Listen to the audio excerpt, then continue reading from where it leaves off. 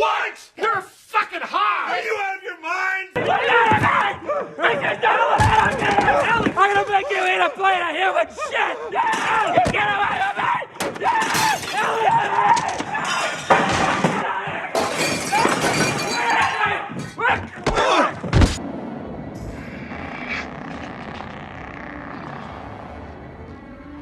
All right.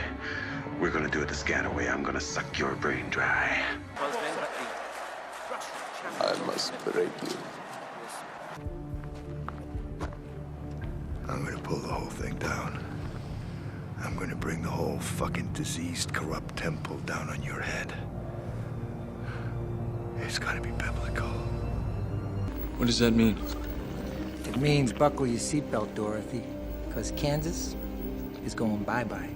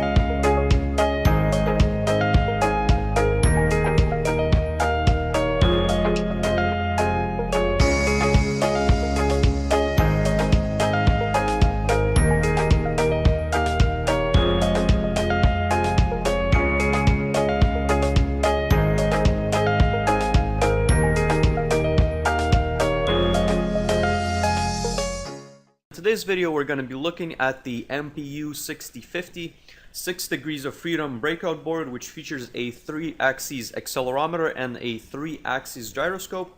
So I'm going to be walking you through the entire implementation of this particular integrated circuit. I'm going to be showing you exactly which registers I'm pulling the data from, exactly how to wire and write the software to be able to read the values, what to do with the values, what you can possibly modify in the program to kind of get something relevant more than just the pure raw data of the accelerometer and the gyroscope. And as a very quick demonstration of the data that's currently being sent back to the Arduino serial port, you can look on your screen right now, and as you can see, you have the gyro readings in the degrees as well as the accelerometer readings in G's. So let's take a look first of all at the gyroscope. It is the speed at which you rotate above a certain axis. So imagine my Z axis is going straight into the table. So if you look at your screen right now, the Z is about 0.4 degrees or so. So that's the error that we're getting. As soon as I start rotating the board, you see that number decrease because I'm going in a clockwise direction. If I go counterclockwise, that number is going to go up until I release the board. As far as the accelerometer goes, this is currently reading the G-force that is being exercised by Earth. So once again, this is in the Z-axis. You have 1G going down. If I tilt the module along the Y-axis, you can see this force is being spread evenly at 45 degrees on the Y and the Z axes.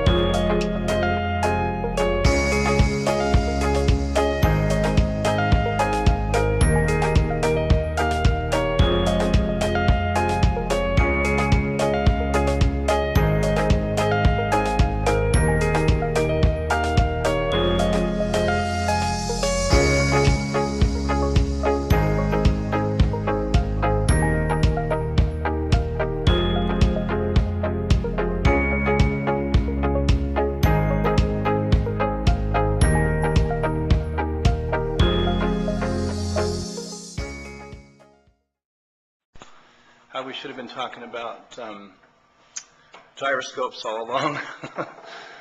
Well, the thing the accelerometer picks up that's causing the issue is gravity.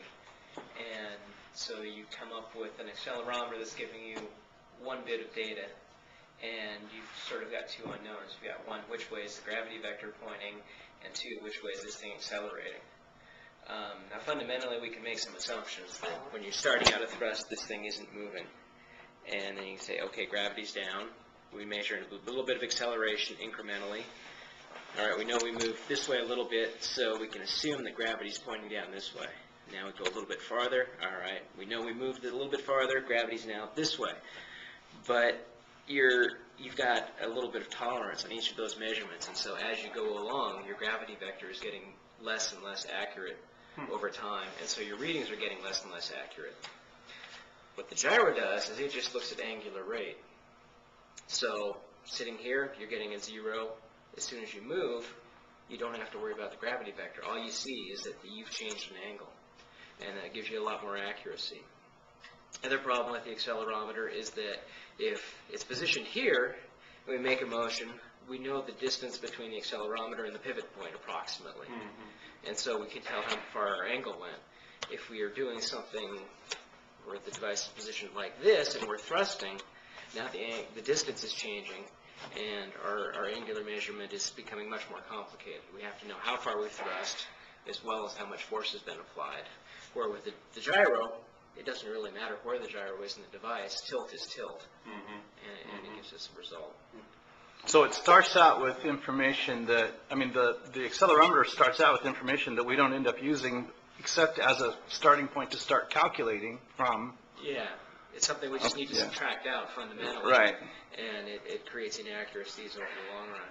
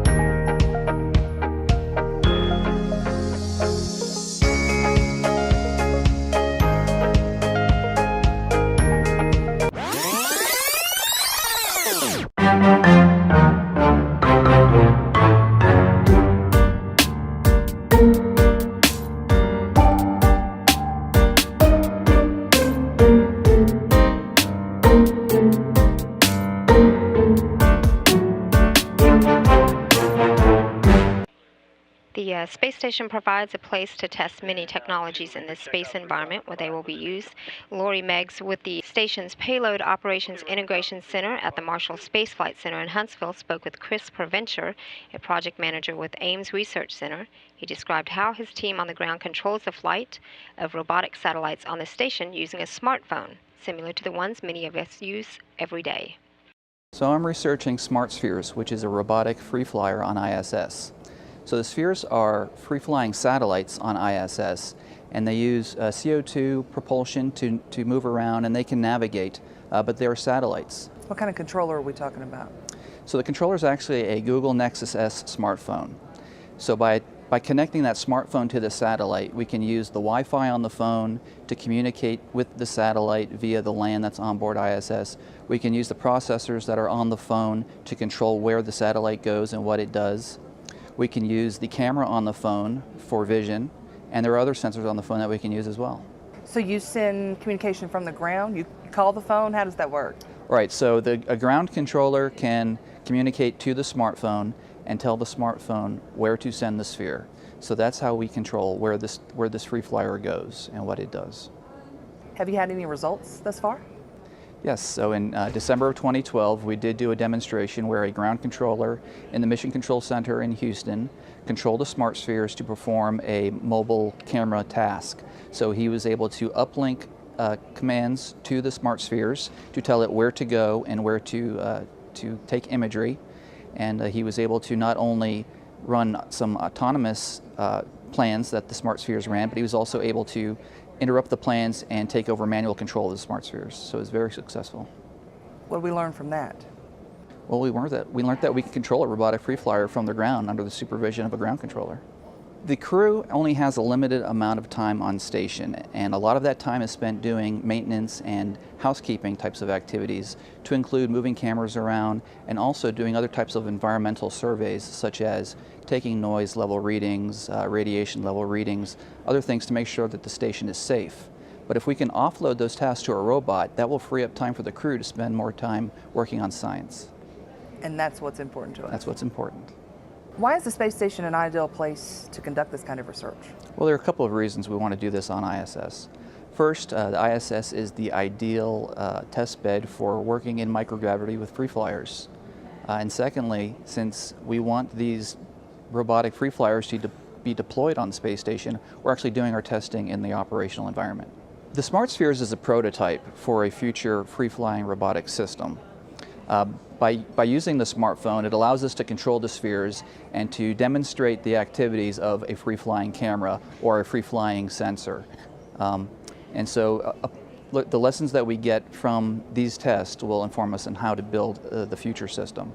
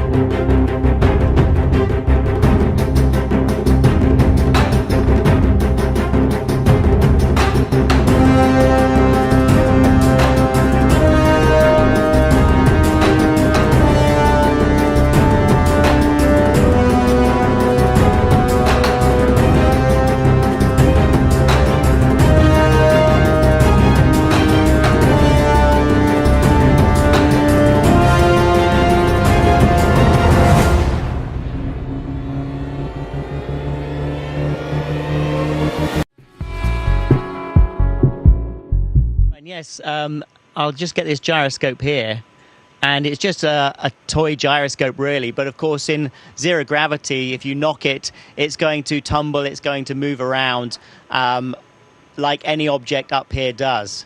However, if I get this spinning, just give me a second.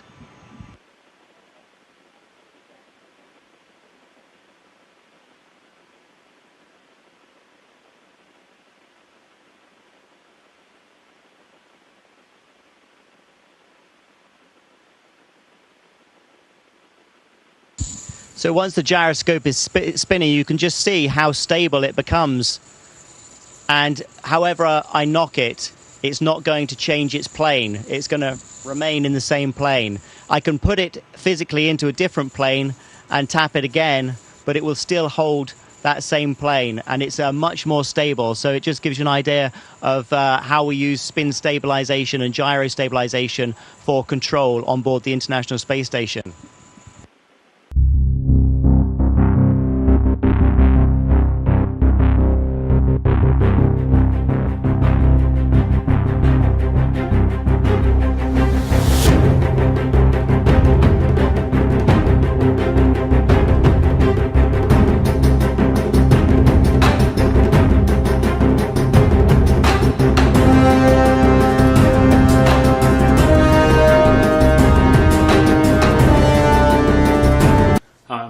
everyone. This is Balls Out Physics, Episode 2, The Gravitational Constant. When I first discovered flat Earth theory, I thought I could debunk it right away. But the problem was I couldn't. I realized that there were some very good points being brought up by the flat Earth community, and that's why I started this series, because I'm really asking for help here. I can't explain these things, and I've got a pretty strong physics background. I took 2 physics courses in high school and then a bunch in college to get my degree, and maybe I'm missing something, maybe I'm not. But one of my favorite sayings in the engineering world is, you learn 10 times more from your mistakes than you do from your success. This is what we always tell rookie engineers. This is what they told me. Don't worry about making mistakes. Don't worry about being wrong. Because when you are wrong or you do make a mistake, you want to find out why. And on the way to finding out why, you learn a ton. So never be afraid to be wrong, because you can learn from it. And no one on this earth who has ever lived on this earth has ever been right all the time. All the time. It's never going to happen, and it's never happened. So accept it. Learn from it. So anyway, this episode is mainly about gravity, but it's about the gravitational constant in the gravity equation. However, to get there, we need to start with some basic physics.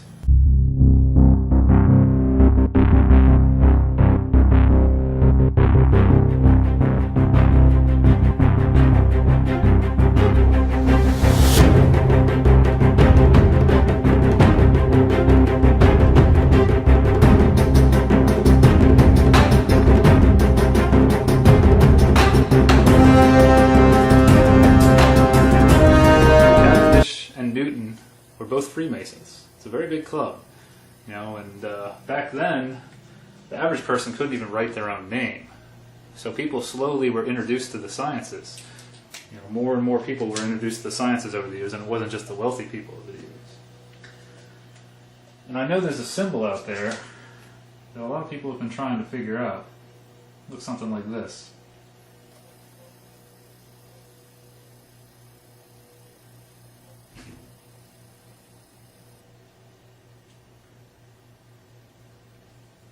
You ever seen one of these before?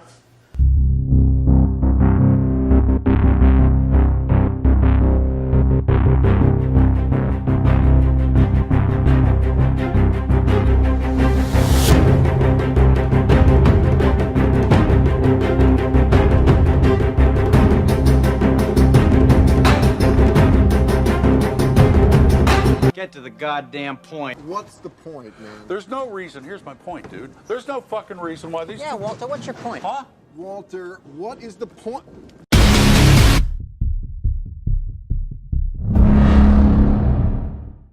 You push that button. Everything we've accomplished for the past 500 years will be finished. Our technology, our way of life, our entire history. We'll have to start all over again. For God's sakes, don't do it, Snake! My name's Pliskin.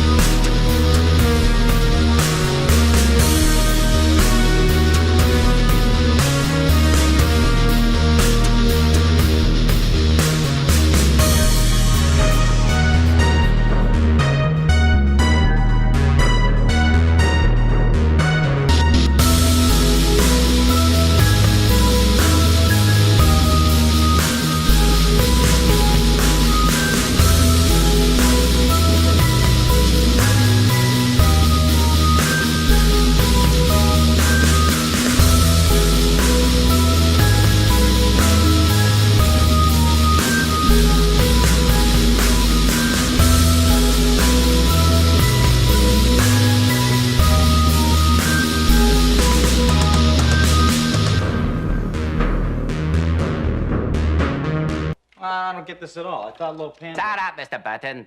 You are not brought upon this world to get it.